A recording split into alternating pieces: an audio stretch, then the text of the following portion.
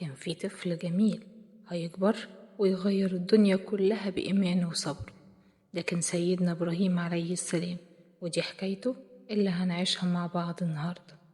ماما، هو مين سيدنا إبراهيم؟ وليه الناس بتحبه قوي كده؟ تعالي يا قلب ماما، النهاردة هنسافر عبر الزمن ونعيش مع سيدنا إبراهيم كل لحظة. حكايات كلها إيمان وشجاعة.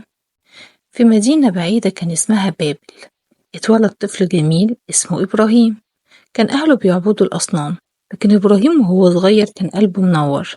كان دايما يسأل إزاي حاجة أنا عملتها بإيدي تبقى إلهي. يعني هو كان بيفكر وهو لسه طفل صغير؟ يا حبيبتي، وكان بيدور على ربنا الحقيقي. وفي يوم راح وكسر كل الأصنام اللي بيعبدوها، وساب الفاس جنب أكبر صنم عشان يعلمهم درس. يا نهار أبيض، وكسرهم كلهم؟ ولما عرفوا اللي حصل غضبوا جدا، وملكهم الظالم نمرود أمر بحرقه بالنار. هيحرقوه؟ ده بجد؟ بس ربنا قال للنار كوني بردا وسلاما على إبراهيم. فالنار كانت زي النسيم البارد على سيدنا إبراهيم، ومحصلهوش أي حاجة. ايه؟ نار ما بتحرقش؟ بعدها هاجر سيدنا إبراهيم مع زوجته سارة، وفي يوم ربنا رزقه بابنه إسماعيل من السيدة هاجر. إسماعيل ده اللي حفروا بئر زمزم عشان خاطره، صح؟ صح يا قلب المام. هاجر خافت على إسماعيل لما كانوا في الصحراء، وجريت بين جبلي الصفا والمروة لحد ما ربنا أرسل لهم بئر زمزم.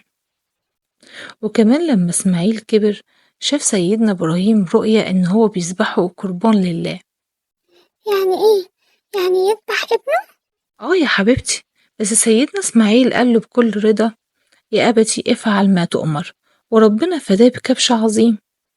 يا سلام على الطاعة دي. إبراهيم كمان طلب من ربنا يشوف إزاي يحيي الموتى، فراح ربنا قال له خد 4 طيور وقطعهم أجزاء، وحط كل جزء على جبل وانده عليهم فيرجعوا للحياة قدامك بإذن الله.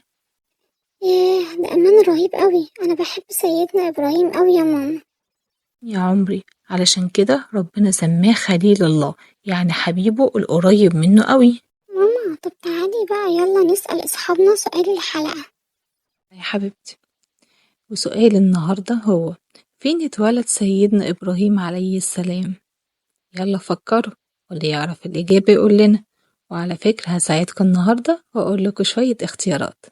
الإجابة هتكون مكة ولا بابل ولا المدينة المنورة؟ يلا يا حلوين، مستنياكم. أشوفكم على خير بكرة، مع السلامة.